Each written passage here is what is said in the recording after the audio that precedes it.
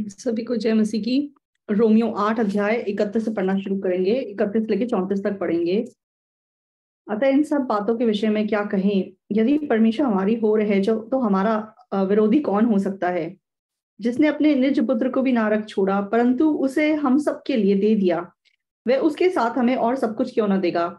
परमेश्वर के चुने हुए पर दोष कौन लगाएगा? परमेश्वर ही है जो उनको धर्मी ठहराने वाला है। फिर कौन है जो दंड की आज्ञा देगा? मसीह ही है जो मर गया वरन मुर्दों में से जी भी उठा और परमेश्वर के दाहिनी ओर है और हमारे लिए निवेदन भी करता है। कौन हमको मसीह के प्रेम से अलग करेगा?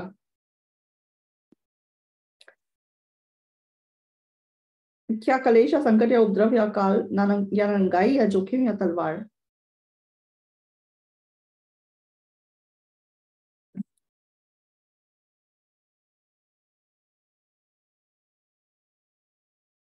चौंतीस तक पढ़ा।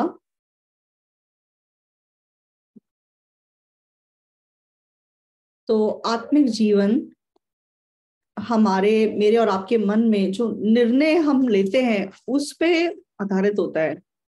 तो बाइबल में वचन कहता है कि जो भी तुम इस पृथ्वी पे बांधोगे वो स्वर्ग में भी बन जाएगा, और जो तुम इस पृथ्वी पे खोल दोगे वो स्वर्ग में भी खुल जाएगा। तो आप लोगों के मन में, हाँ, मेरे अंदर पाप नहीं है, ये मतलब विश्वास करना बहुत बड़ी बात है। तो आप लोग पाप होते हुए भी मतलब ये बोल नहीं सकते कि हमारे अंदर पाप नहीं है। लेकिन आप अगर ये विश्वास रखते हैं कि हाँ मेरे अंदर पाप नहीं है, तो परमेश्वर आपके विश्वास के अनुसार आपके पापों को धो डालता है। तो आपके मन में नहीं, मेरे मन में अभी पाप है, तो फिर आप उस विश्वास के अनुसार परमेश्वर से न्याय पाए बिना नहीं रह सकते। तो बाइबल में हम दो राजाओं को देखते हैं, एक इजराइल का राजा शाऊल है और दूसरा राजा दाऊद है। तो शाऊल और दाऊद को जब हम देखते हैं तो दाऊद विश्वास का राजा बन सका, लेकिन शाऊल परमेश्वर के द्वारा फेंक दिया गया। तो जब आप लोग शाऊल को देखते हैं, क्यों मतलब शाऊल परमेश्वर के द्वारा फेंक दिया गया? तो उसने विश्वास नहीं किया कि परमेश्वर उसके साथ है।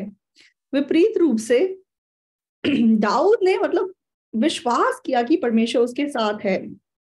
तो मैं गांगन से जब आज वापस आ रहा था तो रोमियो 8 का ये वचन मेरे मन में मतलब मुझे बहुत याद आया। तो अगर परमेश्वर हमारे साथ है तो कौन हमारा विरोधी हो सकता है? तो आप लोगों के आसपास, चाहे आप मतलब आपका मान लो आप किसी के ऊपर विश्वास रखते हैं, तो उस विश्वास से कितनी बड़ी ताकत आपके मन में आ पाती है। मान लो कि उदाहरण के लिए मान लो आपके पिताजी अगर राष्ट्रपति हैं, तो आपके पिताजी अगर राष्ट्रपति, आपका जीवन कैसा होगा, कितना बदल जाएगा। लेकिन पृथ्वी आकाश को पकड़ा हुआ परमेश्वर अगर आपके बारे में काम करता है, अगर आपके लिए सोचता है, तो आप सोच के देखिए कि वो कितनी अच्छी बात है, कितनी बड़ी बात है। तो परमेश्वर अगर मेरे लिए है, तो मेरे पास अगर पाप है भी तो क्या प्रॉब्लम है? मेरे को अगर कोई बीमारी है तो क्या प्रॉब्लम है? तो आपके जीवन में कोई पीड़ा है, कोई दर्द है, कोई दुख है, उससे क्या फर्क पड़ जाएगा? तो परमेश्वर अगर आपके लिए सोचता है तो वह आपकी समस्या को ऐसे ही छोड़ के कभी भी शांति महसूस नहीं करेगा। तो अगर परमेश्वर आपके बारे में सोचता है तो वह आपको बीमार दशा में छोड़कर कभी भी शांति महसूस नहीं करेगा।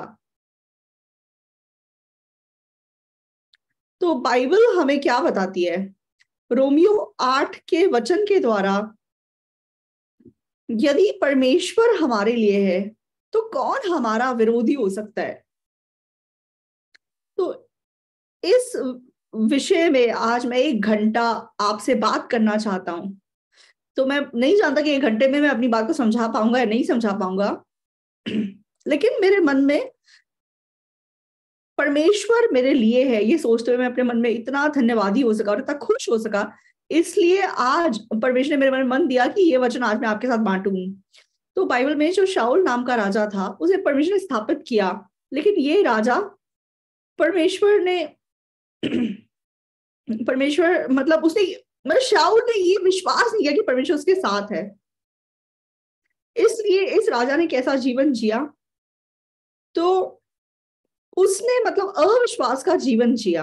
उसने ये विश्वास नहीं किया कि परमेश्वर मेरे साथ है, इसलिए उसने खुद के लिए कुछ अच्छा करने की लगातार कोशिश की। तो ऑब्वियसली वो अपने बारे में सोचे बिना नहीं रह सका। क्यों? क्योंकि उसके पास विश्वास नहीं था कि परमेश्वर उसके साथ है। तो बाइबल के अनुसार ये शाऊल कैसा व्यक्ति है?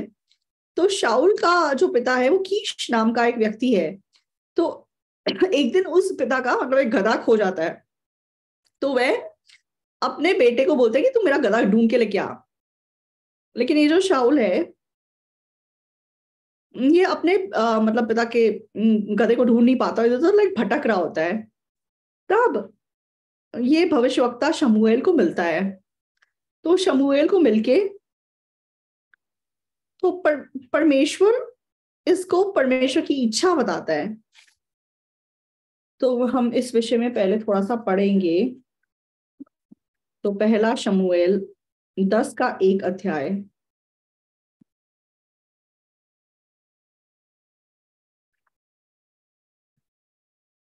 तब शमूएल ने एक कुपी तेल लेकर उसके सिर पर उंडेला और उसे चूमकर कहा, क्या इसका कारण यह नहीं कि यहोवा ने अपने निज भाग के ऊपर प्रधान होने को तेरा अभिषेक किया है? तो मैं लगातार पढ़ूंगा। आज जब तू मेरे पास से चला जाएगा, तब राहेल की कब्र के पास जो बिन्यामीन के देश की सीमा पर सेल्सा में है, 2 जन तुझे मिलेंगे और कहेंगे। तो यहाँ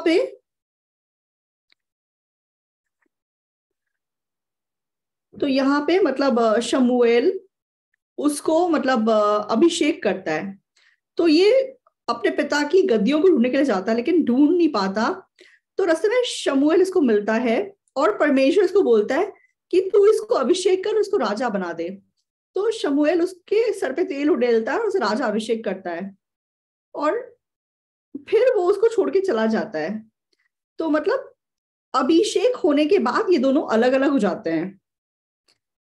क्योंकि इसलिए इस वर्स की शुरुआत में लिखा हुआ है, आज जब तू मेरे पास से चला जाएगा। तो आगे जब हम पढ़ते तो लिखा है कि तब राहेल की कब्र के पास जो बिन्यामीन के देश की सीमा पर में है, 2 जन तुझे मिलेंगे और कहेंगे, जिन गद्दियों को तू ढूंढने गया था वे मिल गई हैं, और सुन, तेरा पिता गद्दियों की चिंता छोड़कर तुम्हारे कारण कुढ़ता हुआ कहता है कि मैं अपने पुत्र के लिए क्या करूं। और उसके बाद 4, वे तेरा कुशल पूछेंगे और तुझे 2 रोटी देंगे और तू उन्हें उनके हाथ से ले लेना। तब तू परमेश्वर के पहाड़ पर पहुंचेगा जहां फिलिस्तियों की चौकी है, और जब तू वहां नगर में प्रवेश करे, तब नबियों का एक दल ऊंचे स्थान से उतरता हुआ तुझे मिलेगा, और उनके आगे सितार, डफ, बांसुरी और वीणा होंगी, और वे नबूवत करते होंगे।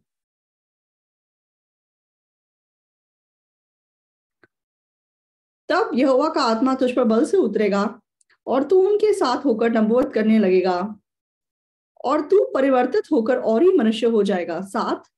7 हम सब साथ साथ पढ़ेंगे।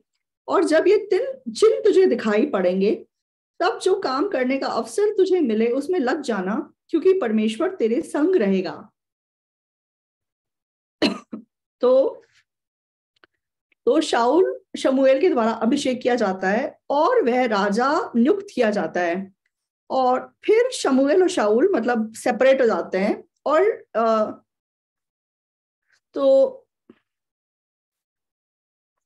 तो शमूएल उसको बताता है कि जब तू मुझसे दूर जाएगा तो राहेल की कब्र के पास ऐसा ऐसा होगा, और तू किसी व्यक्ति को मिलेगा, और वो व्यक्ति तुझे मतलब तेरे पिता की खबर को सुनाएंगे।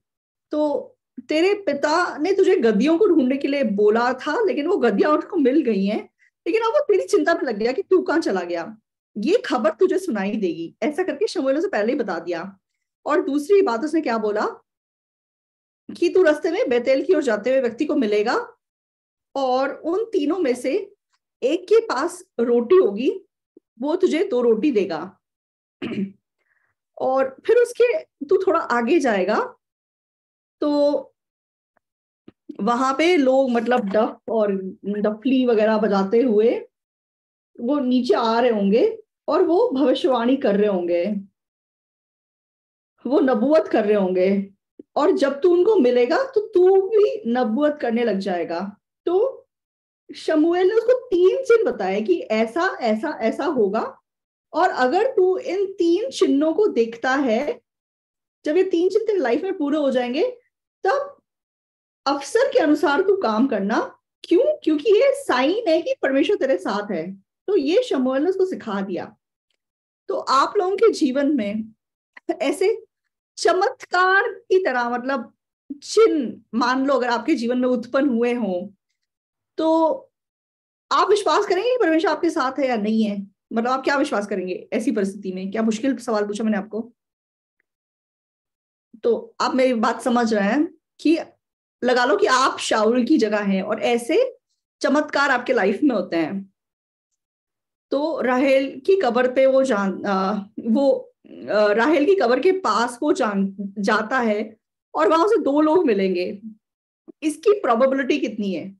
और उसके आगे जाएगा, फिर उसे 3 लोग मिलेंगे, उसमें से एक के पास रोटी होगी।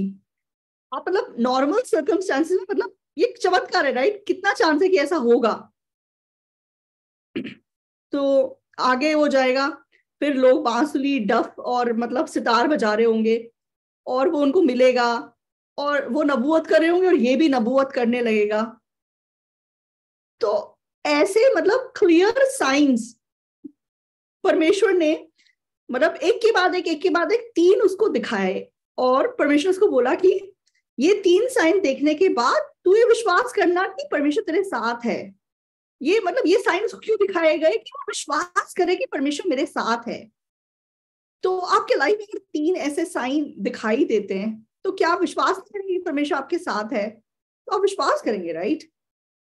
तो मान लो आपको कैंसर हो गया और परमेश्वर ने आपको उस कैंसर से ठीक कर दिया, 2 बार नहीं 3 बार ठीक कर दिया, तो क्या आप उस परमेश्वर विश्वास नहीं करेंगे? तो आप विश्वास करेंगे, राइट? तो जो लोग ऊंची आवाज में जवाब दे रहे हैं उनको आशीष मिलेगा। तो मास्क पहन के आप लोग बैठे हुए हैं, इसलिए आप जवाब दे रहे हैं नहीं दे रहे हैं मुझे पता नहीं चल पा रहा है। चलो अब से मैं सवाल नहीं पूछूंगा, क्योंकि मैं सवाल पूछता हूँ आप जवाब नहीं देते तो मुझे अच्छा नहीं लगता।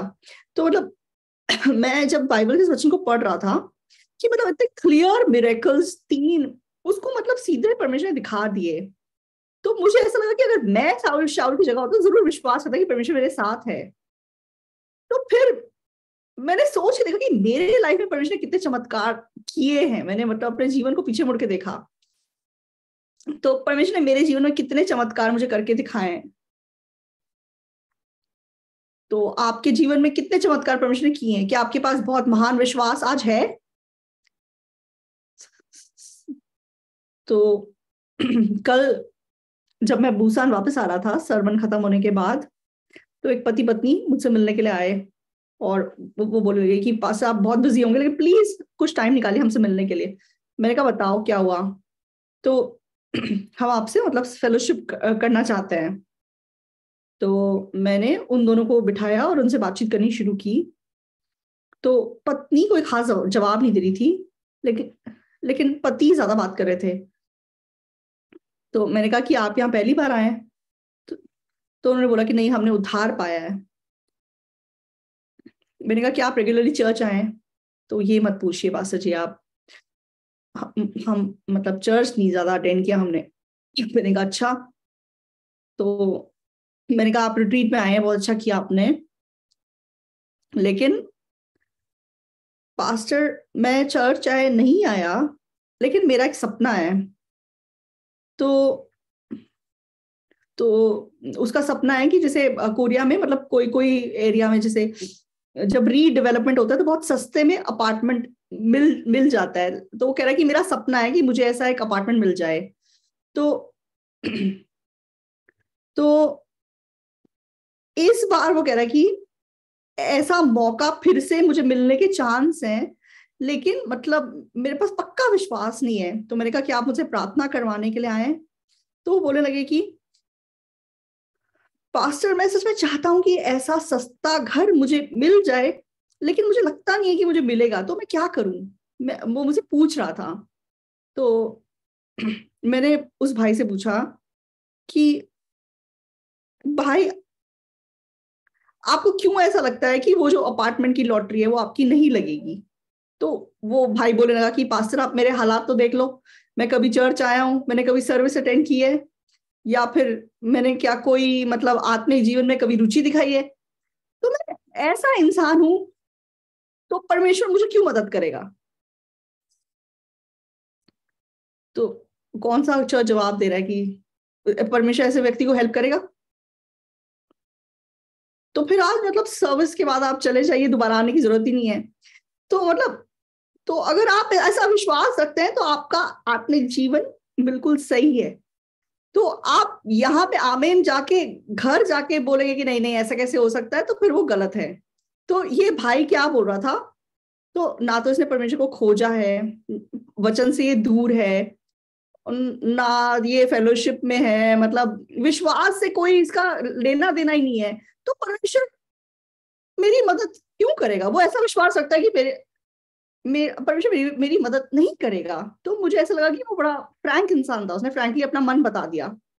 तो आप लोग के मन में आप क्या सोचते हैं, कैसे व्यक्ति को परमेश्वर मदद करेगा? तो आप अभी हाँ बोल रहे थे और अब आप चुप हो गए। तो परमेश्वर कैसे व्यक्ति को हेल्प करेगा आपके हिसाब से? जो अच्छा कर रहा है, राइट, जिसके पास विश्वास है, जिसका मन मतलब डगमगाता नहीं है, स्थिर रहता है, जो एक बार मतलब मन पक्का कर लेता तो करके दिखाता है, मेरी तरह आने जाने वाला करने वाला व्यक्ति नहीं। तो उद्धार पाया कि नहीं पाया, जो मतलब इस बारे में भी कंफ्यूज है, ऐसे व्यक्ति को परमेश्वर हेल्प करेगा कि नहीं करेगा? नहीं हेल्प करेगा। तो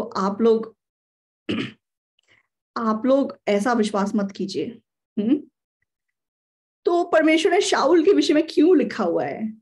तो हम मतलब इस बात पे विश्वास नहीं करते, इसलिए शाऊल की कहानी बाइबल में लिखी हुई है। तो परमेश्वर ने अपने चमत्कार चाहे उसको दिखाए, लेकिन शाऊल ने तो भी परमेश्वर विश्वास नहीं किया। ये शाऊल के आत्मिक जीवन की समस्या थी। तो आप लोगों के जीवन में अगर मैं चमत्कार की बात करूं, 30 बार नहीं, 30 बार से ज्यादा परमेश्वर जरूर अपना चमत्कार आपके जीवन में दिखाया होगा। तो आप लोगों ने उद्धार पाया, और उद्धार पाने के बाद परमेश्वर जीवित है, परमेश्वर ने काम किया, परमेश्वर ने मेरे लिए ऐसा किया। ऐसे हादसे आपके लाइफ में क्या सिर्फ 3 बार हुए हैं? लेकिन फिर भी क्यों हम ये विश्वास नहीं करते कि परमेश्वर मेरे साथ है? हम क्यों ये विश्वास नहीं करते कि परमेश्वर मेरे लिए काम करता है? विश्वास करें कि परमेश्वर मेरे लिए काम करता है, तो फिर कोई चिंता, परेशानी, तलवार, उपद्रव, क्या वो हमारा नुकसान कर सकती है? लेकिन बहुत सारे लोग उद्धार पाने के बाद परमेश्वर विश्वास नहीं करते, इसलिए चाहे वो बोलते कि हमने उद्धार पा लिया, लेकिन फिर भी चिंता, परेशानी, डर, निराशा से खींचे चले जाते हैं, तो उन परिस्थितियों में गिर जाते हैं। तो क्यों विश्वास नहीं करते कि परमेश्वर मेरे लिए है? क्या उनके पास ताकत नहीं है?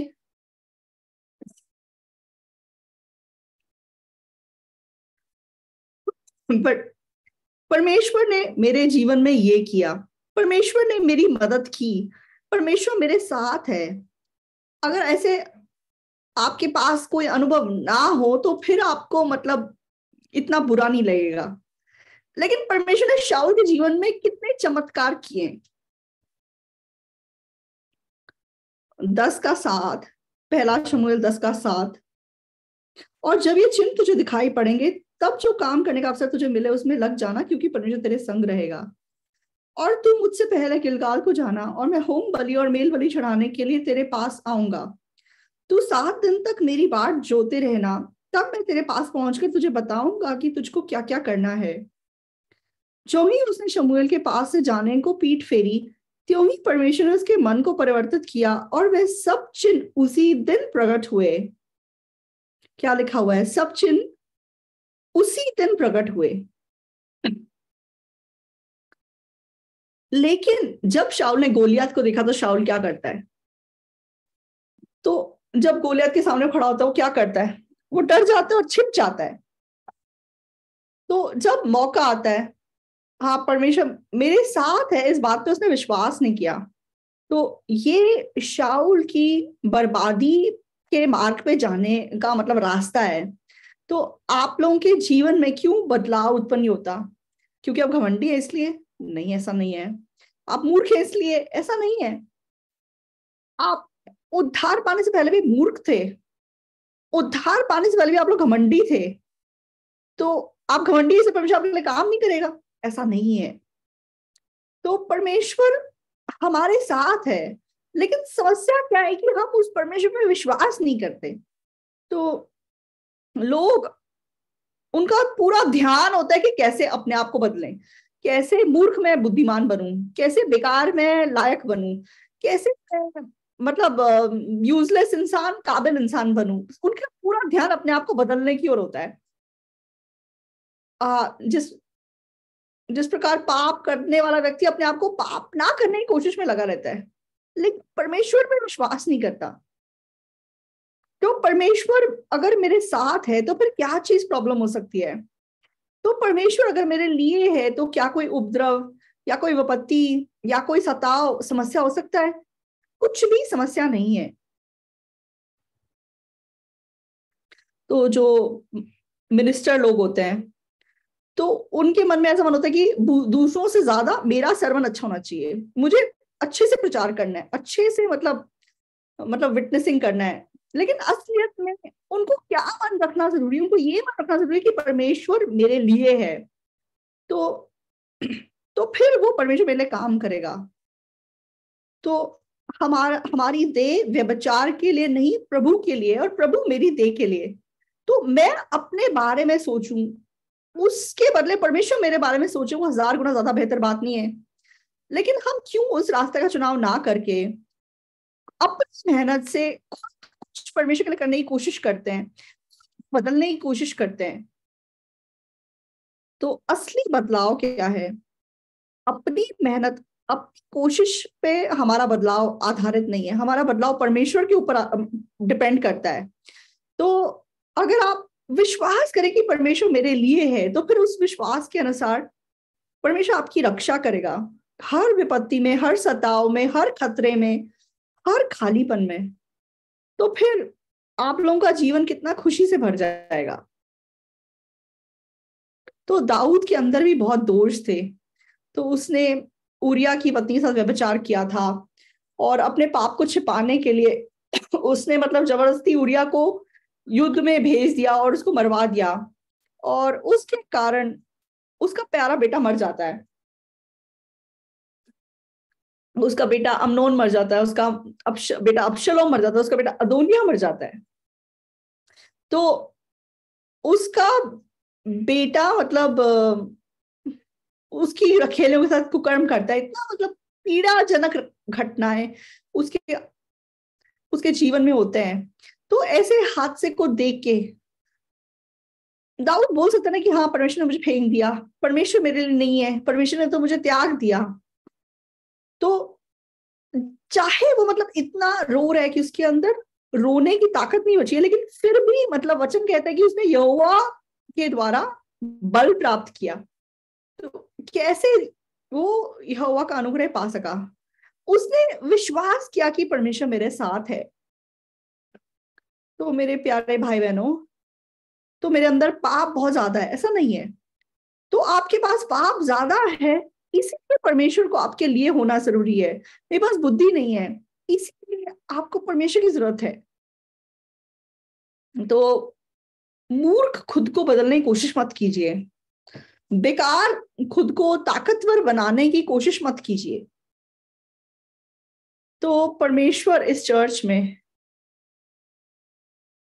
परमेश्वर का मकसद हमें ठीक करना नहीं है। ये जगह इंसान को ठीक ठाक बनाने वाली जगह नहीं है। परमेश्वर का वचन क्या कहता है? मंदिर के अंदर हथौड़े की आवाज और मतलब क्या कहते हैं, आवाज नहीं आनी चाहिए, सामान मतलब ये औजारों की आवाज नहीं आनी चाहिए। क्यों?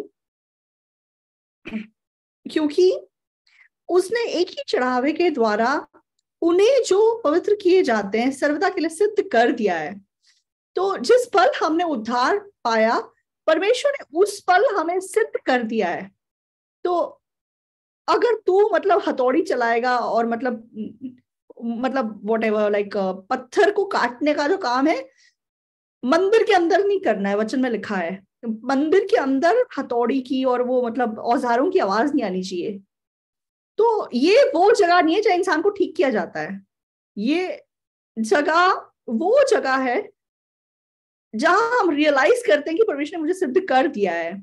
तो अगर आप खुद को मतलब ठीक कर रहे हैं, सही करने की कोशिश कर रहे हैं, तो पास्टर का काम क्या है? तो मतलब हाँ, अपने मेंबर को सिखाना है, मतलब टीचिंग देना है। लेकिन असली टीचिंग क्या है? असली टीचिंग अपने मेंबर्स को बताना है कि तुम सिद्ध हो, परमेश्वर तुम्हारे साथ है। तो अगर वो इस बात पे विश्वास करेंगे, तो क्योंकि ऐसा व्यक्ति विश्वास करता है कि परमेश्वर मेरे लिए है, तो वो परमेश्वर पे आशा रखेगा, परमेश्वर की ओर देखेगा और परमेश्वर पर निर्भर करेगा और अपना कदम आगे बढ़ाएगा। ये आत्मिक जीवन है। तो क्या कहते हैं, यहोवा का भय मानना बुद्धि है। तो तो बुद्धि क्या है? परमेश्वर को निर्भर करना, उस पर डिपेंड करना, उसकी ओर देखना। तो शाऊल ने परमेश्वर पे विश्वास नहीं किया, तो चाहे परमेश्वर की ताकत, परमेश्वर के चिन्ह उसके द्वारा प्रकट हुए, लेकिन उसने विश्वास नहीं किया। लेकिन दाऊद तो वो कहता है कि मैं पहाड़ों की ओर देखता हूं कि मेरी मदद कहाँ से आती है। मेरी मदद इस पृथ्वी के सृष्टिकर्ता परमेश्वर की ओर से आती है।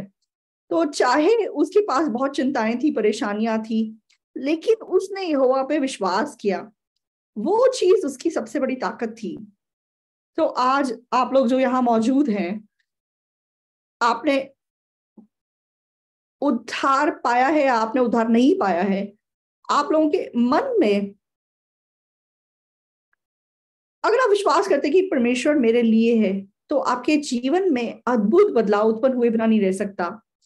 तो आज मैंने रोमियो 8 आपके लिए पढ़ा। रो, रोमियो 8 और थोड़ा हम विस्तार से पढ़ के आपसे बात करना चाहता हूँ। रोमियो 8 का 31 सबसे पहले।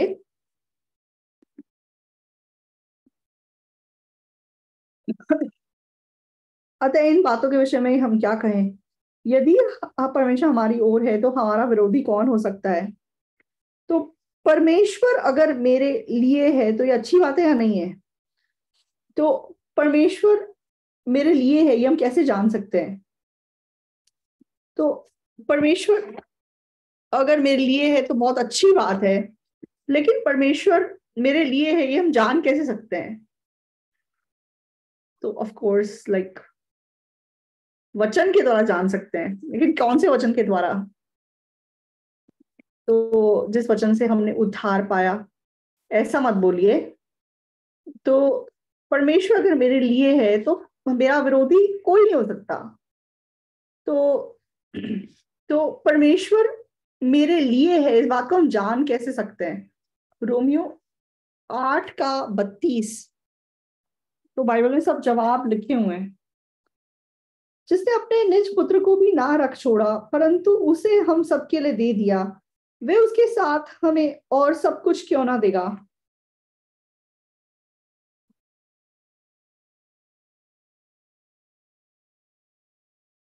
तो परमेश्वर मेरे लिए है, इसका सबसे बड़ा इकलौता सबूत क्या है? उसका सबसे बड़ा सबूत यह है कि उसने अपना पुत्र मेरे लिए दे दिया। तो उसने अपना पुत्र मेरे लिए दे दिया, इसका मतलब क्या है? उसने अपना सब कुछ मुझे दे दिया। तो समझ रहे हैं? तो आप लोगों ने क्या उद्धार पाया है, तो फिर परमेश्वर ने 100% मतलब अपने आप को आपको दे दिया। तो जिसने अपना बेटा आपको दे दिया, वो 100% प्रूफ है कि वो हमारे लिए है। समझ रहे हैं? तो मैं स्पष्ट रूप से विश्वास करता हूँ कि परमेश्वर मेरे लिए है। रोमियो 8 का 1 पढ़िए।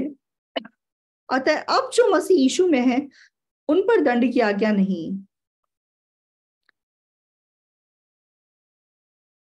क्योंकि जीवन की आत्मा की व्यवस्था ने मसीह यीशु में मुझे पाप की और मृत्यु की व्यवस्था से स्वतंत्र कर दिया। तो क्योंकि जो काम व्यवस्था शरीर के कारण दुर्बल होकर ना कर सकी, उसको परमेश्वर ने किया। तो आप ध्यान से देखिए,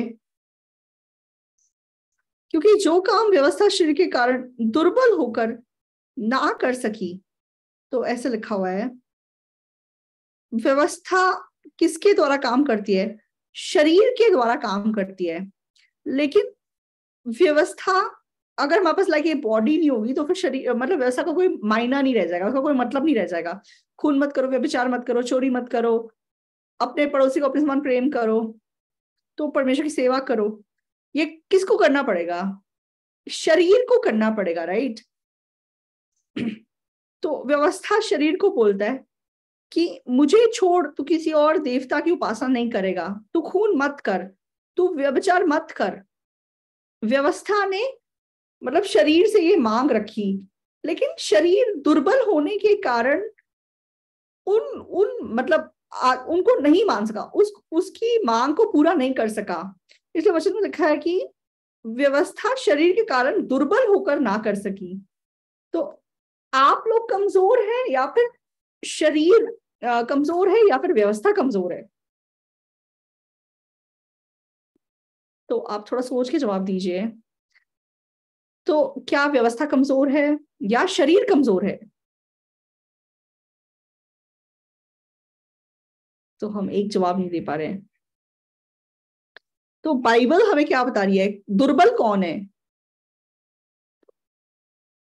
तो क्या लिखा है कि यहाँ पे लिखा है, क्योंकि जो काम व्यवस्था शरीर के कारण दुर्बल होकर ना कर सकी। तो कमजोर कौन है? कमजोर व्यवस्था है। शरीर के कारण कौन मतलब दुर्बल हो गया? व्यवस्था दुर्बल हो गई।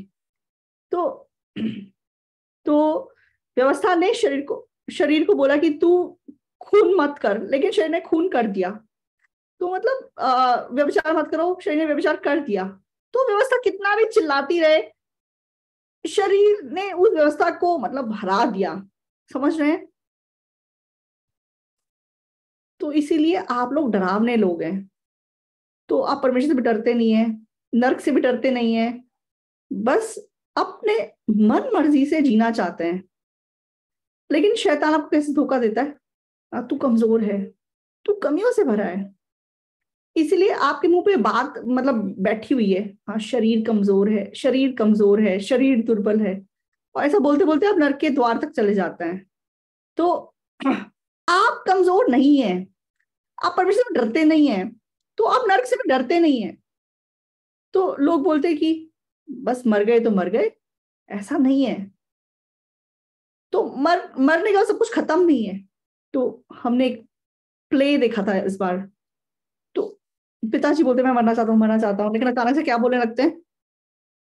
तो वो किसी और की कहानी नहीं है।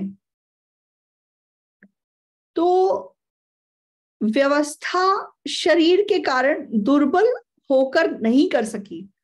तो व्यभिचार मत करो, खून मत करो, चोरी मत करो, तो चाहे व्यवस्था ने बोला, लेकिन हमारे शरीर ने उस व्यवस्था को दुर्बल बना दिया। वो तो शरीर ने वो सारी व्यवस्था को तोड़ दिया। लेकिन परमेश्वर ने क्या किया?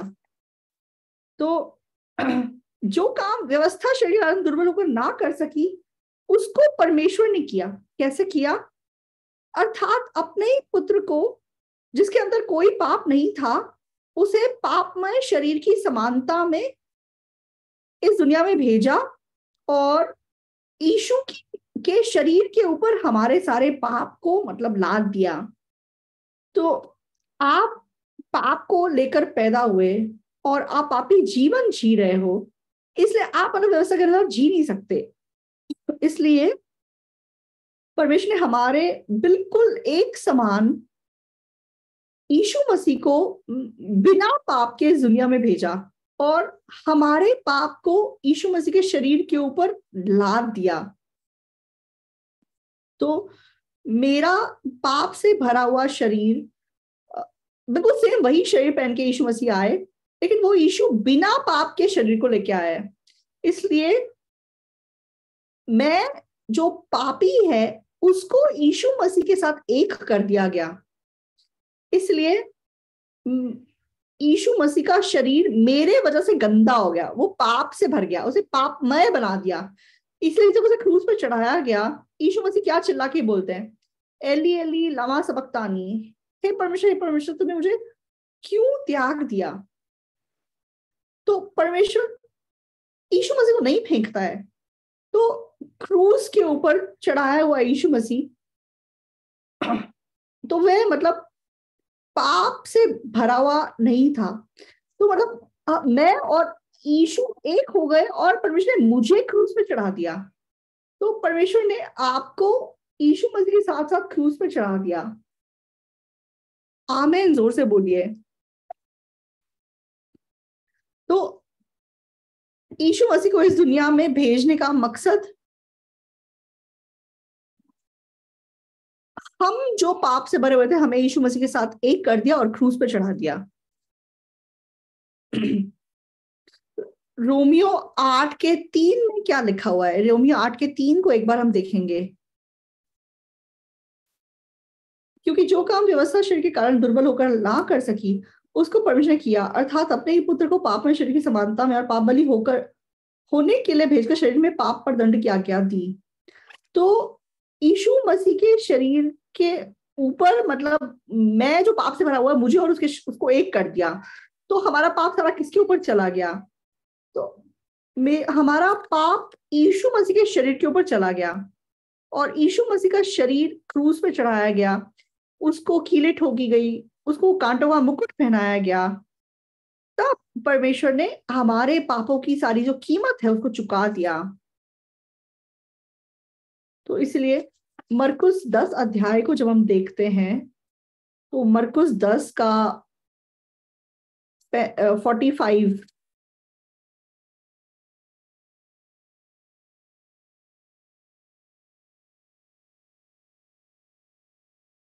क्योंकि मनुष्य का पुत्र इसलिए नहीं आया कि उसकी सेवा टहल की जाए, पर इसलिए आया कि आप सेवा टहल करें और बहुतों को की छुड़ौती के लिए अपना प्राण दे। तो मतलब यीशु मसीह हमसे सेवा करवाने के लिए नहीं, हमारी सेवा करने के लिए आया। तो आप बोलते हैं कि हाँ दशवान देंगे, ऑफरिंग देंगे तो हमें आशीष मिलेगा, लेकिन परमेश्वर ने यीशु मसीह को हमसे दशवांत लेने के लिए, ऑफरिंग लेने के लिए नहीं भेजा। परमेश्वर ने यीशु मसीह को क्यों भेजा? हमारी सेवा करने के लिए भेजा। तो वह निष्पाप होकर इस दुनिया में आया और उसके शरीर के ऊपर हमें लाद दिया जो पापमय थे, पाप से भरे हुए थे। तो यहाँ क्या लिखा हुआ है कि बहुतों की छुड़ौती के लिए अपना प्राण दे। 46 में क्या लिखा हुआ है? वे यरीहो में आए और जब वह और उसके चेले और एक बड़ी भीड़ यरीहो से निकलती थी, तब तिमाई का पुत्र बर्तिमाई, एक अंधा भिखारी, सड़क के किनारे बैठा था।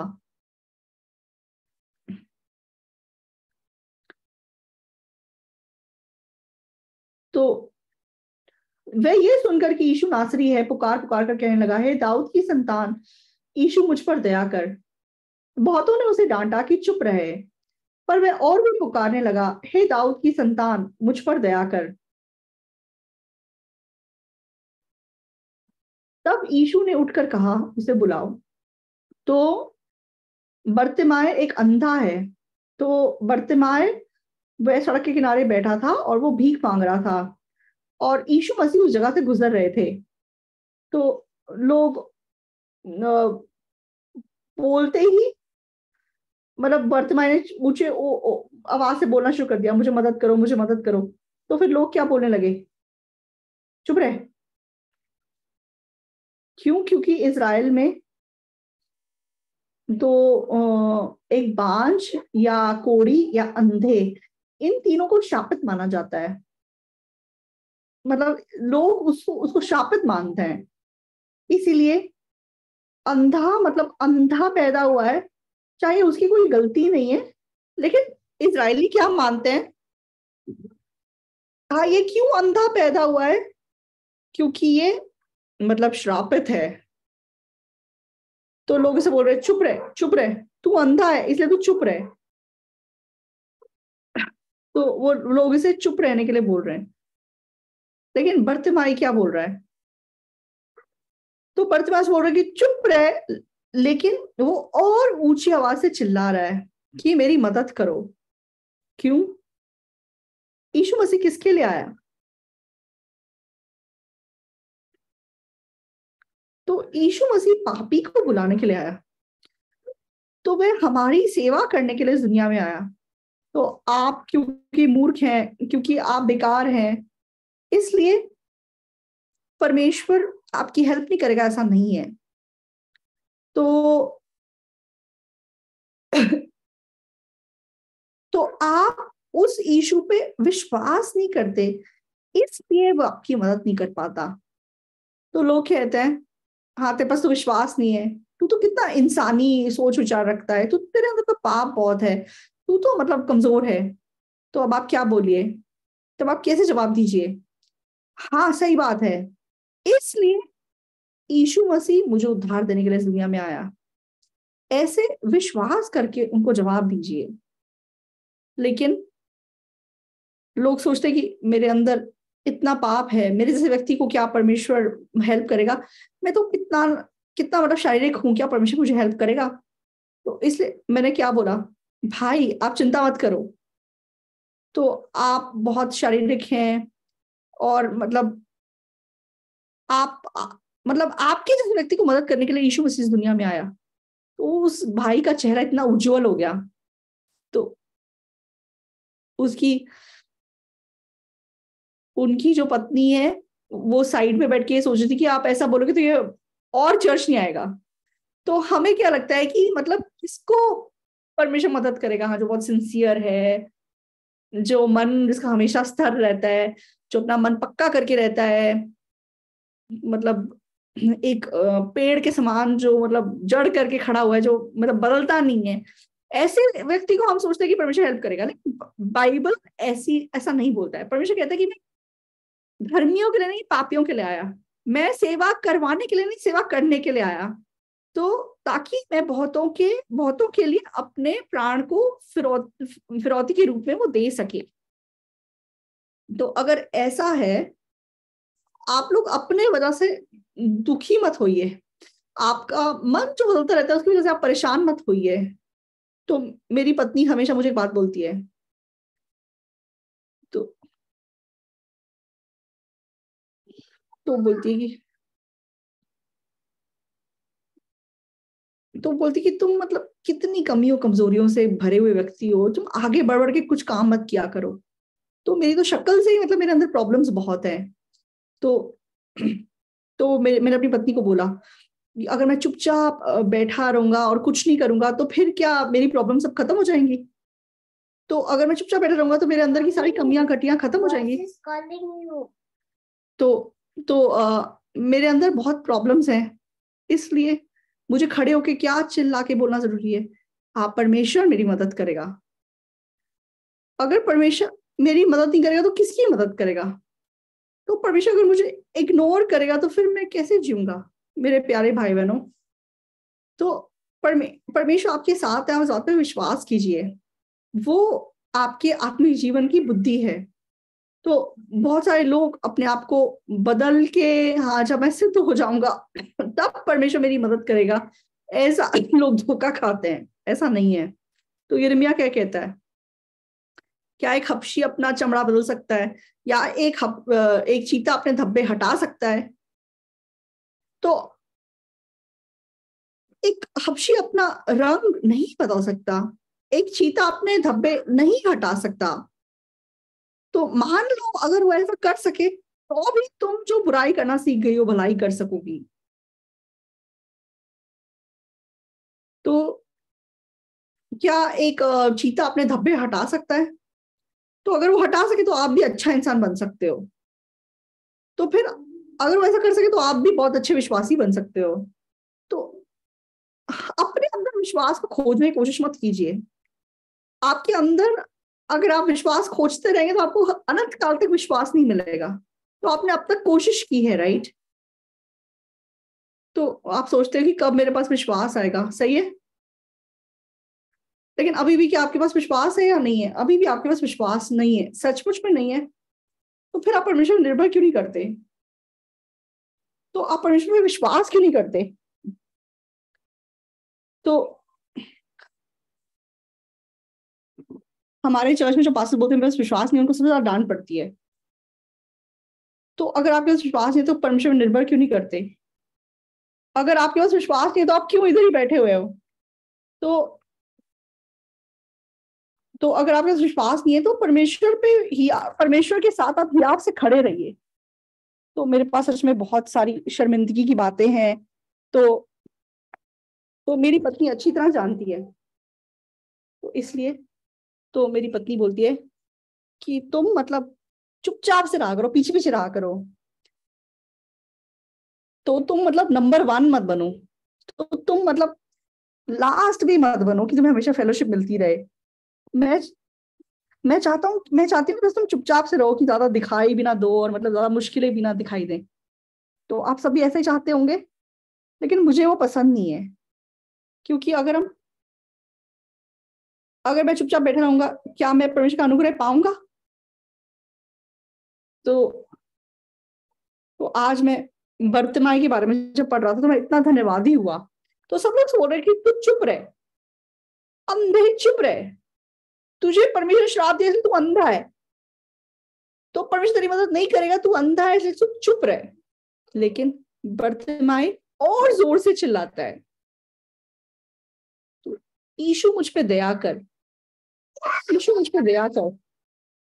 तो प्रभु मतलब चलते चलते रुक जाता है और फिर वो मतलब उसको बुलाता है और बोलता है कि तेरे विश्वास ने तुझे चंगा किया है। तो परमेश्वर की ताकत कहाँ है? परमेश्वर मेरे साथ है, परमेश्वर मेरे लिए है, इस बात पे विश्वास करने में। तो इस बात के चिन्ह के रूप में परमेश्वर ने यीशु मसीह को क्रूस के ऊपर हमारे लिए चढ़ा दिया।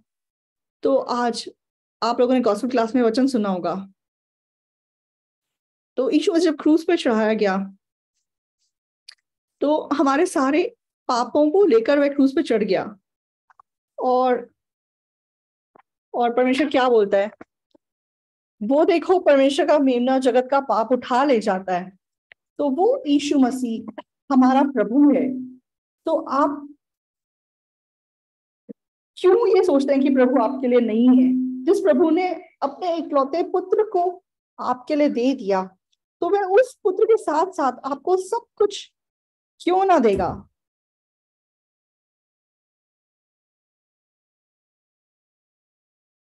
तो मैं विश्वास करता हूँ कि परमेश्वर मेरी मदद करता है, इसलिए मैं कभी भी पीछे नहीं हटता। चाहे मैं मतलब लायक नहीं हूं, इसलिए मैं अपने आप को छिपाने की कोशिश नहीं करता। तो अपने नालायक रूप को मैं बोलता हूँ, अपनी बेवकूफियों को बताता हूँ, और ऐसे मैं को मदद करने वाले परमेश्वर पर निर्भर करके आज मैं आपके सामने खड़ा हूँ। तो मेरे प्यारे भाई बहनों, आप परमेश्वर विश्वास कीजिए, वो सबसे बड़ी बुद्धि की बात है। तो आप आपकी सारी समस्याएं इस बात पर डिपेंड करती है कि आप ये विश्वास नहीं करते कि परमेश्वर आपके लिए है। तो अगर आप ये विश्वास करेंगे तो अद्भुत मतलब कार्य आपके जीवन में उत्पन्न होंगे। तो हम रोमियो 8 को लौट के जाएंगे। रोमियो 8 का 32, जिसने अपने निज पुत्र को भी ना रख छोड़ा परंतु उसे हम सबके लिए दे दिया, वह इसके साथ हमें और सब कुछ क्यों ना देगा? परमेश्वर के चुने हुओं पर दोष कौन लगाएगा? परमेश्वर ही है जो उनको धर्मी ठहराने वाला है। फिर कौन है जो दंड की आज्ञा देगा? मसीह है जो मर गया वरन मुर्दों में से फिर जी उठा। तो हमें धर्मी ठहराने वाला कौन है? तो हमें धर्मी ठहराने वाला परमेश्वर है। तो आपको धर्मी कहने वाला कौन है? परमेश्वर है। क्या आप धर्मी हैं? तो लोग बोलते हैं तो पास आप क्या पाप नहीं करते? तो आप मेरी शक्ल देखिए, मुझे देख के लगता है कि मैं पाप नहीं करता। तो ऑफ कोर्स लाइक मैं पाप करता हूँ, लेकिन फिर भी क्यों आप धर्मी हैं? तो अगर आप पाप करते हो तो पश्चाताप करो, लोग ऐसा बोलते हैं। तो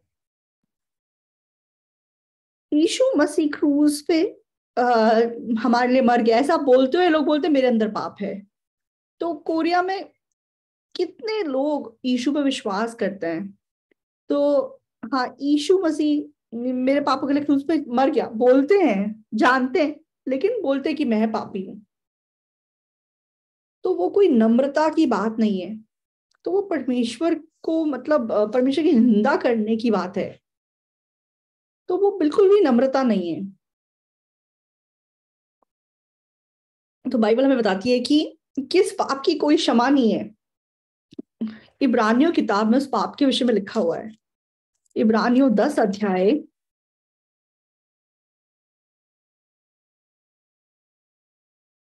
इब्रानियों 10 का 9। फिर वह ये भी कहता है, देख मैं आ गया ताकि तेरी इच्छा पूरी करूं। अतः वह पहले को उठा देता है ताकि दूसरे को नियुक्त करे।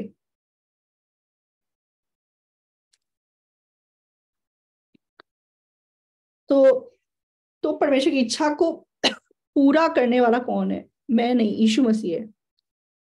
तो मत्ती 7:21 में लिखा है कि जो मुझे प्रभु प्रभु कहते हैं वो स्वर्ग राज में प्रवेश नहीं करेंगे, वही जो परमेश्वर की इच्छा को पूरा करते हैं वो स्वर्ग राज में प्रवेश करेंगे। तो हमें परमेश्वर की इच्छा के अनुसार जीना है, ऐसा नहीं है।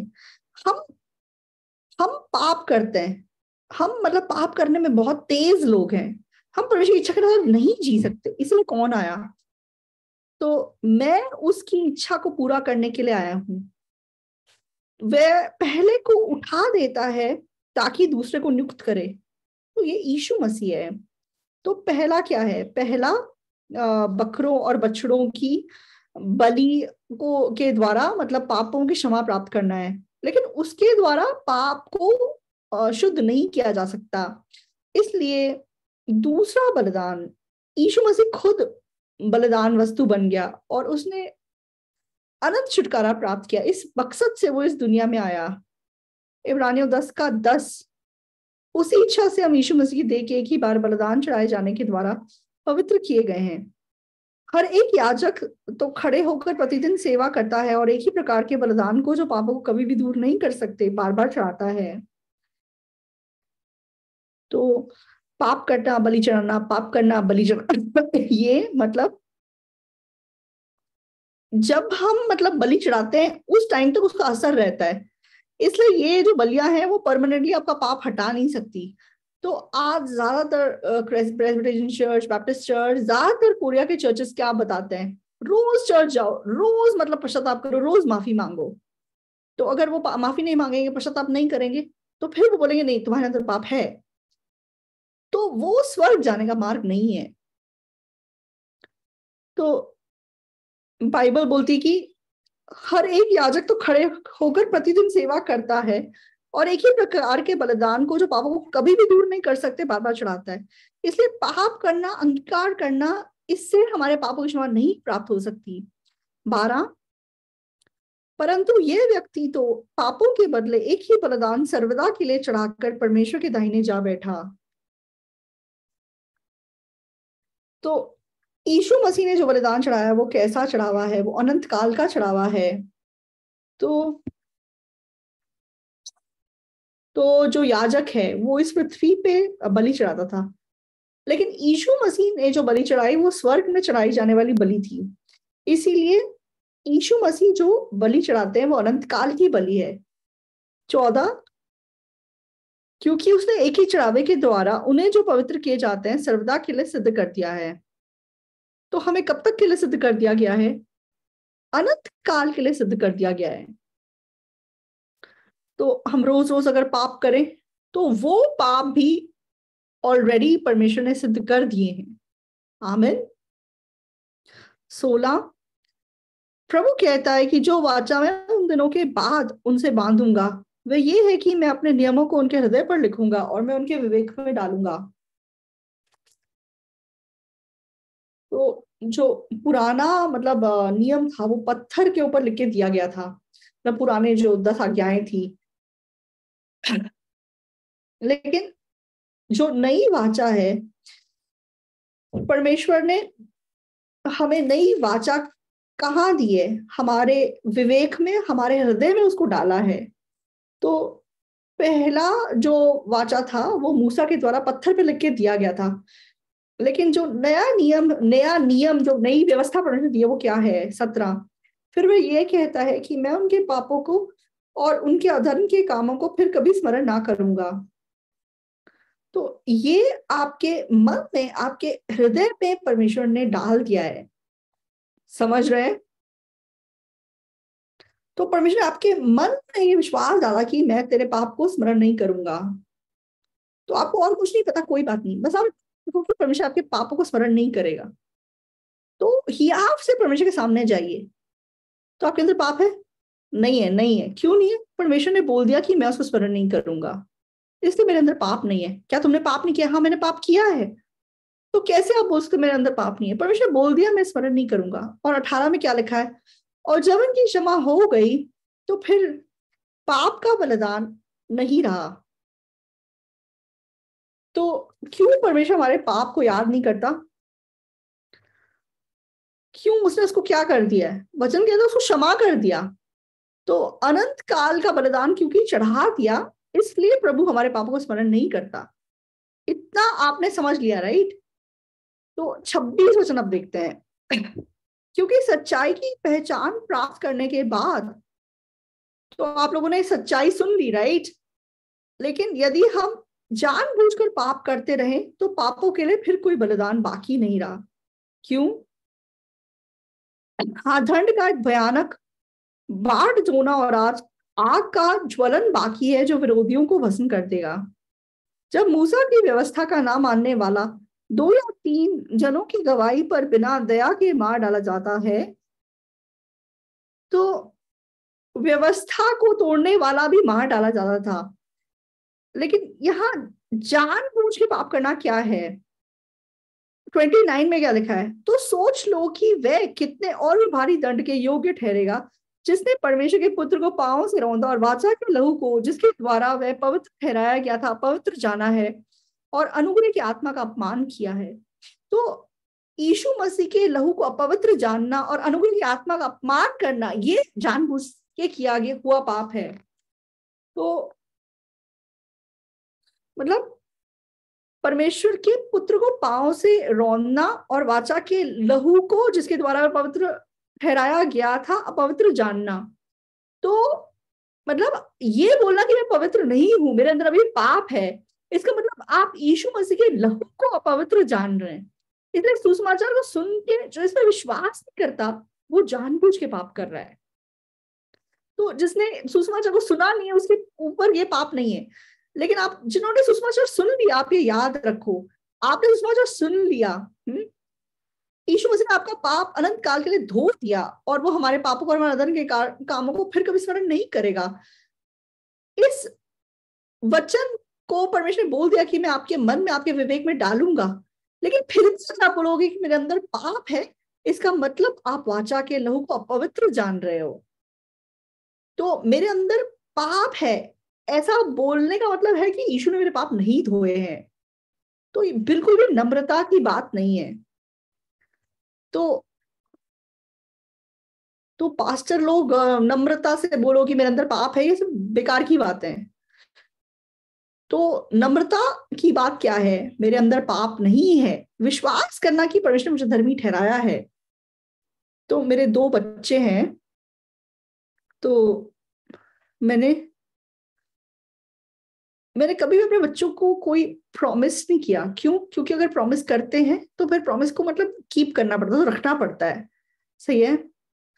तो तो मैं अपने बच्चों को बोलता था ठीक है अच्छे से पढ़ो, तो तुम पढ़ोगे तो मैं $1000 तुम्हें गिफ्ट दूंगा। मैं ऐसी बात कभी उनको नहीं बोल सका। क्यों? क्योंकि मेरे पास $1000 थे नहीं, तो इसमें ऐसा वादा उनको नहीं कर पाया। तो मान लो अगर मैंने ऐसा वादा किया होता तो मुझे उस वादे को मानना पड़ता, पूरा करना पड़ता, राइट? तो अगर आप वादा करते तो आपको पूरा करना पड़ता है। इसलिए मैं अपने बच्चों को भी ये भी नहीं पूछता तुम्हें किस चीज की जरूरत है। तो अगर मैं बोलूंगा और वो बोल रही हाँ इस चीज की जरूरत है और मैं खरीद नहीं पाऊंगा, तो फिर पिता का विश्वास टूट जाएगा, राइट, उनके मन में। तो मेरी बेटी बार बार क्या बोलती थी, तो बेटी बोलती पापा आपने कभी हमें चॉइस नहीं दी है। तो मैंने हमेशा ऐसा पूछा तुम्हें ये चीज पसंद है, बस ऐसे पूछा था मैं। तो क्या पसंद है ये नहीं पूछा था। तो मैंने कहा कि मेरे पास कभी पैसे नहीं थे इसलिए मैं तुमसे पूछ नहीं पाया कि क्या पसंद है। तो पर परमेश्वर के पास लेकिन सब कुछ है। तो मान लो अगर आप उस पर विश्वास करते हैं तो फिर आपके जीवन में अद्भुत कार्य उत्पन्न हुए बिना नहीं रह सकते। तो परमेश्वर उस परमेश्वर पे विश्वास करने की बजाय अपने आप कोशिश करने में लगे रहते हैं।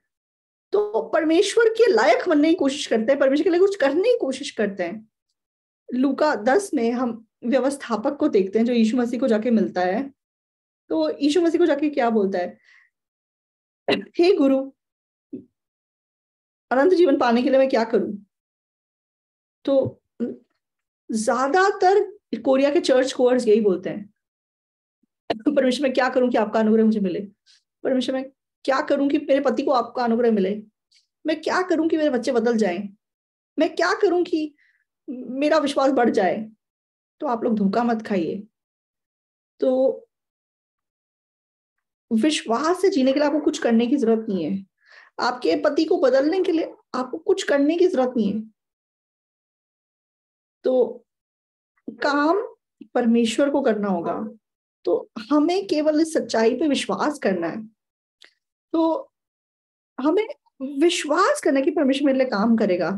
तो हमारे विश्वास के अनुसार परमेश्वर जरूर हमारे लिए रास्ता खोलेगा, काम करेगा। तो ये बाइबल है। तो बाइबल में कभी भी हमें ये नहीं बोला कि तू ऐसे कर या वैसे कर। तेरे लिए काम करने वाले परमेश्वर पे विश्वास कर। अगर तू विश्वास करेगा तो उस विश्वास के अनुसार परमेश्वर तेरे लिए काम करेगा। तो परमेश्वर ने मूसा के द्वारा 12 भेदियों को कनान का भेद लेने के लिए भेजा। जब वो भेद लेके वापस आए तो 10 मतलब उस बारे में गलत खबर देने लगी उस जगह के बारे में कि जब हम वहां जाके देखते हैं तो वो तो बहुत ही अच्छी भूमि है, बहुत अच्छी जमीन है। तो वहां पे मतलब कितना अच्छा फल है।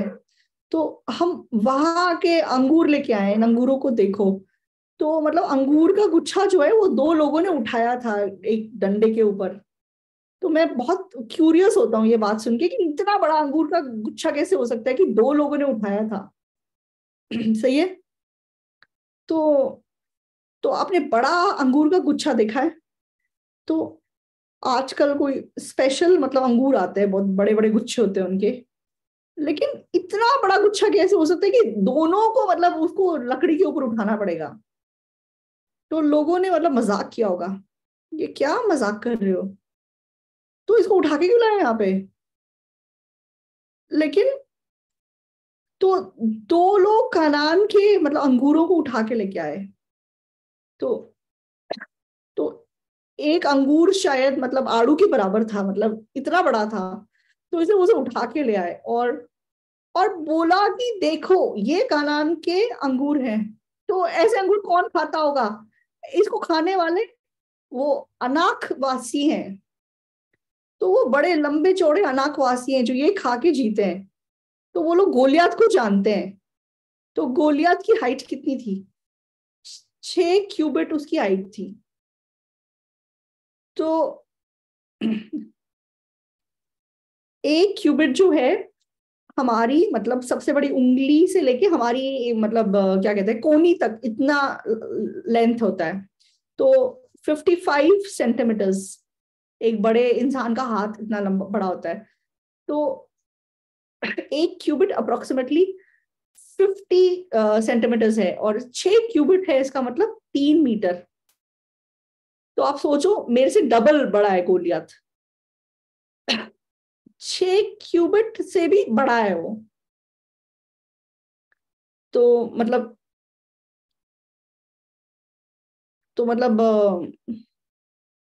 लाइक 6 क्यूबिट प्लस एक हाथ है, वो एक हाथ भी 22 सेंटीमीटर तक जा सकता है। तो गोलियत की अप्रोक्सीमेटली हाइट 3 मीटर 25 सेंटीमीटर था। तो आप अगर आसानी से समझना चाहते हैं तो फिर लगा लो कि एक बास्केटबॉल का जो पोस्ट होता है उतना बड़ा, तो मैं मेरा डबल, तो अगर मैं गोले के सामने खड़ा होऊंगा तो उसकी बेल्ट तक आऊंगा शायद। तो वो बड़े बड़े अनकवाशी, तो उनके खाने वाले अंगूर, तो इजरायली देख के मतलब फूट फूट के रोने लग गए वो देख के कि परमेश्वर वो जमीन में देने वाला है, कहाँ मजाक की बात है ये, हम कहाँ से इसको ले लेंगे, तो ऐसी कनान की भूमि हमें मिल जाएगी। तो वो मतलब गलत खबर देने लगे उस जगह के बारे में। तब यहोशू और कालेब क्या बोलते हैं, ऐसा नहीं है, तो ये उस जगह के अंगूर है, सही बात है, वहां पे अनकवाशी, ये भी सही है, लेकिन उनके देवता उनसे दूर हो गए, परमेश्वर ने वो भूमि हमें दे दी है। वो मतलब विश्वास की बात उन इस्राएलियों के सामने बोलते हैं। तो लेकिन इस्राएलियों ने किसकी बात पे विश्वास किया, यहोशू कालेब पे विश्वास किया या बाकी 10 पे विश्वास किया? तो हम गिनती 23 अध्याय देखते हैं। गिनती 23 के सॉरी गिनती 13 के 25 को देखते हैं। गिनती 13 का 32। और उन्होंने इस्राएलियों के सामने उस देश की जिसका भेद उन्होंने लिया था यह कहकर निंदा भी की, वह देश जिसका भेद लेने हम गए थे ऐसा है तो हम निवासियों को निगल जाता है, और जितने पुरुष हमने उसमें देखे वह सबके सब बड़े डील डॉल के हैं। फिर हमने वहां नपीलों को अर्थात नपीली जाति वाले अनाक वंशियों को देखा, और हम उनकी दृष्टि में उनके सामने टिड्डे के समान दिखाई पड़ते हैं और ऐसे ही उनकी दृष्टि में मालूम पड़ते हैं। तो वो मतलब उनकी बेल्ट तक जाते हैं, उनकी हाइट उस देश के लोगों के सामने, तो वो टिड्डियों के समान है, सही बात है। तो 14 के 1 में क्या लिखा है, तब सारी मंडली चिल्ला उठी और रात भर वे लोग रोते ही रहे। और 7 में इजरायलियों की सारी मंडली से कहने लगे, जिस देश का भेद लेने को हम इधर उधर घूम कर आए हैं वह अत्यंत उत्तम देश है। तो लोग मतलब ये बात सुनने को तैयार नहीं होते, वो पत्थर मारने को तैयार हो जाते हैं उनको 10।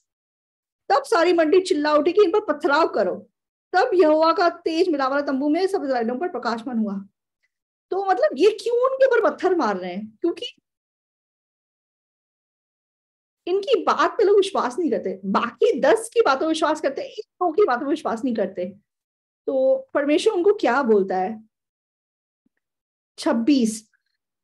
फिर यहोवा ने मूसा और हारून से कहा, ये बुरी मंडली मुझ पर बुड़बुड़ाती रहती है, उसको मैं कब तक सहता रहूं? इजरायली जो मुझ पर बुड़बुड़ाते रहते हैं उनका ये बुड़बुड़ाना मैंने सुना है। 28 हम साथ साथ पढ़ेंगे। इसलिए उनसे कह कि यहोवा की ये वाणी है कि मेरे जीवन की शपथ जो बातें तुमने मेरे सुनते कही हैं, निसंदेह मैं उसी के अनुसार तुम्हारे साथ व्यवहार करूंगा। तो अगर तुम बुड़बुड़ाओगे तो वो बुड़बुड़ाने के हिसाब से तुम्हारे साथ हो जाएगा। तो अगर तुम बोलोगे नहीं वो हमारी रोटी है, तो परमेश्वर उस बात के अनुसार तुम्हारे साथ करेगा। तो आप लोग ध्यान से अपने मुंह से कुछ भी बोला कीजिए। तो मैं तो मर ही जाता हूं, ऐसी बातें मत बोलिए अपने मुंह से, तो मैं तो पागल हो रहा हूं, ऐसा भी मत बोलिए। समझ रहे हैं? तो हम तो मतलब जो हमारे मुंह में आता है हम बकते चले जाते हैं, जो हम सोचते हैं वो बोलते चले जाते हैं, जो हमें महसूस होता है जो हमें दिखता है वो बोलते चले जाते हैं। लेकिन अब से कम ध्यान से बोलिए, क्योंकि परमेश्वर क्या कहता है कि निसंदेह जो बातें तुमने मेरे सुनते कही है मैं उसके अनुसार तुम्हारे साथ व्यवहार करूंगा। तो परमेश्वर मेरे साथ है। तो परमेश्वर, मैंने बोला परमेश्वर मेरे साथ है, तो पास्टर फिर इमेंशियल पास्टर के साथ रहेगा, परमेश्वर मेरी मदद करेगा।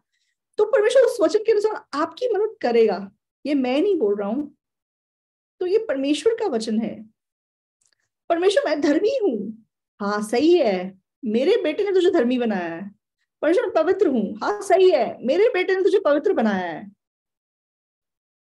तो परमेश्वर ऐसा बोलते हैं, नहीं परमेश्वर आपने मुझे तो धर्मी बना दिया लेकिन मैं पापी हूं। तो बहुत हैरानी की बात है, एक पास्टर हमसे मतलब लड़ाई कर रहा था, वो बोल रहा था कि मैं मरते दम तक बोलता रहूंगा कि मैं पापी हूं। तो परमेश्वर उसकी बात सुन के क्या करेगा, अच्छा ठीक है तूने बोला, तो जैसा तूने मेरे सुनने में कहा है वैसा ही मैं तेरे साथ करूंगा। तो तूने बोला तेरे अंदर पाप है, चल ठीक है फिर तू पापियों की जगह पे जा। तो परमेश्वर मैंने उद्धार पाया है, तो उद्धार पाया तो तूने क्यों बोला तेरे अंदर पाप है, उद्धार पाया तो पाप नहीं होना चाहिए। तो इस बात का कोई लाइक सेंस नहीं बनता। तो परमेश्वर ने हमें सर्वदा के लिए सिद्ध कर दिया है, इसलिए धर्मी ठहराने वाला परमेश्वर है, कौन हम मतलब हम पे इल्जाम लगाएगा। तो यीशु मसीह जो मर गया और जी भी उठा और परमेश्वर के दाहिने मौजूद है, तो स्वर्ग के द्वार पर जब वो खड़े होंगे तो परमेश्वर वहां न्याय के सिंहासन पे बैठे हैं, और जब आप उसके सामने जाएंगे तो परमेश्वर के दाहिने हाथ पे आपकी वकालत करने के लिए यीशु मसीह खड़े हैं, समझ रहे हैं। तो वहां पे अगर आप बोलेंगे मैं पापी हूं, तो यीशु मसीह को गुस्सा चढ़ जाएगा, सही है नहीं। तो अगर आप बोलेंगे मेरे अंदर पाप नहीं है, तो यीशु मसीह कितने खुश होंगे। तो शैतान आपको ऐसे ही छोड़ेगा नहीं वहां पे। तो वो बोलेगा परमेश्वर आप जानते हैं इमीचल कौन है। तो ये आदमी, इसकी हिम्मत कैसे हुई यहाँ पे आने की, कैसे ये परमेश्वर के सिंहासन के सामने खड़ा हो गया, इसको चुपचाप से नर्क चले जाना चाहिए था। शैतान जरूर ऐसा बोलेगा। तो हाँ सही है, मैं ऐसा व्यक्ति हूं, मैं गंदा हूं, घिनौना हूं, सही बात है। लेकिन परमेश्वर ने यीशु मसीह को मेरी वकालत के लिए अपने दाहिने हाथ पे बिठाया हुआ है। तो मैं वहां पे पूछूंगा यीशु मसीह आपके हाथ में वो किस चीज के निशान है। तो यीशु मसीह आप जी उठे हैं, आपके बगल में भी निशान है। तो जब यीशु मसीह जी उठे उनके हाथों में निशान थे या नहीं थे। तो वो नई देह के साथ जी उठे, लेकिन हाथ के निशान और मतलब बगल का निशान उसको बाकी रहने दिया। जब थोमा ने बोला कि मैं विश्वास नहीं करता, तो यीशु मसीह ने क्या बोला, हे थोमा तू अपना हाथ बढ़ा और मेरे हाथ मतलब कीलों के निशान पे लगा, और मतलब मेरे बगल पे डाल, और अविश्वासी मत बन विश्वासी बन। तो थोमा ने अपना हाथ ना लगाकर विश्वास किया। तो यीशु मसीह जी उठे, जब यीशु मसीह दोबारा जी उठे तो उनके हाथ पे कीलों के निशान बरकरार रहे। तो जब शैतान मुझ पे अटैक करेगा तो मेरे पास बोलने के लिए कुछ है। तो आपके दाहिने हाथ पे क्यों यीशु मसीह बैठा है परमेश्वर, उसके हाथ में क्यों होल्स है, वो कीलों के निशान है। तो यीशु मसीह फिर मेरी वकालत करेंगे, हाँ मैं ईमीन चल के लिए क्रूज पे चढ़ गया, तो फिर मैं स्वर्ग जा सकता हूँ। तो एक गीत है, तो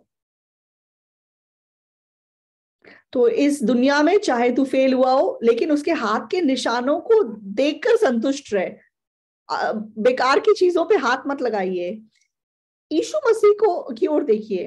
मैं ऐसा हूं परमेश्वर क्यों मेरी मदद करेगा, मैं तो ऐसा हूं परमेश्वर क्यों मेरा साथ देगा, ऐसा नहीं है। आप शारीरिक है, इंसान ही, इसलिए परमेश्वर आपकी मदद करेगा। आप घमंडी हैं, इसलिए आप परमेश्वर आपकी मदद करेगा। तो जो नम्र है उसकी मदद करने की जरूरत नहीं है, सही है। सही है या नहीं।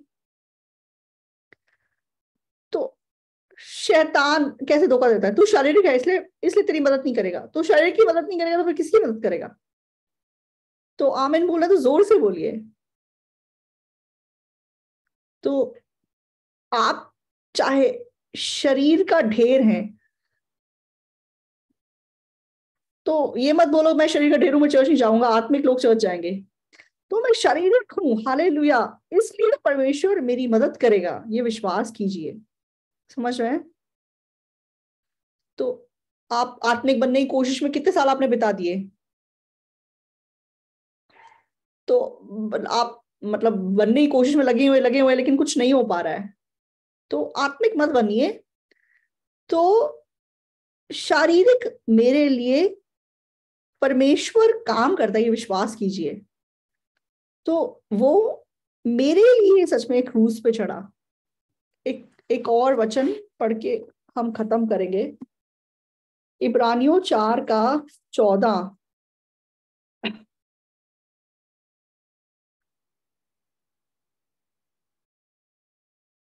इसलिए हम, जब हमारा ऐसा बड़ा महायाजक है जो स्वर्गों से होकर गया है, अर्थात परमेश्वर का पुत्र यीशु, तो आओ हम अपने अंगीकार को दृढ़ता से थामे रहें। क्योंकि हमारा ऐसा महायाजक नहीं जो हमारी निर्बलताओं में हमारे साथ दुखी ना हो सके, परंतु इन सब बातों में हमारे समान परखा तो गया, तो भी निष्पाप निकला। तो यहाँ क्या लिखा है? हमारा महायाजक यीशु मसीह है, तो उसने खुद हमारी निर्बलताओं को अपने शरीर में सहा है। तो हम चाहे उन निर्बलताओं में गिर गए लेकिन वो नहीं गिरा, तो ये कितनी अच्छी बात है। आमीन। 16। इसलिए आओ हम अनुग्रह के सिंहासन के निकट हियाव बांधकर चलें कि हम पर दया हो।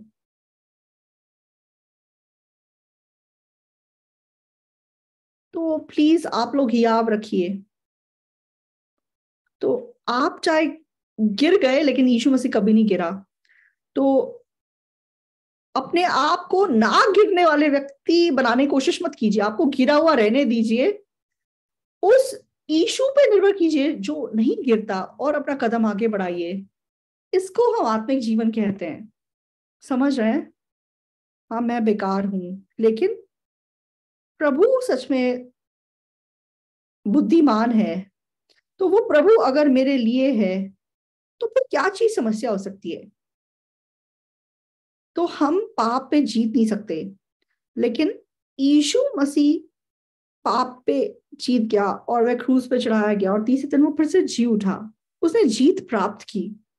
तो मेरे अंदर बहुत पाप है, लेकिन यीशु मसीह ने मुझे सिद्ध किया, इसलिए मैं सिद्ध हूं। इसको हम विश्वास कहते हैं। तो हमारे भाई बहनों के मन में जिन्होंने इस बार रिट्रीट में उद्धार पाया, वो हमारे भाई बहन, मैं आशा करता हूं कि आप विश्वास करें कि परमेश्वर मेरे लिए है, तो आप अपने आप से आजाद होकर एक ताकत का जीवन जी सके। मैं ऐसी आशा रखता हूं। यहीं पे खत्म करेंगे।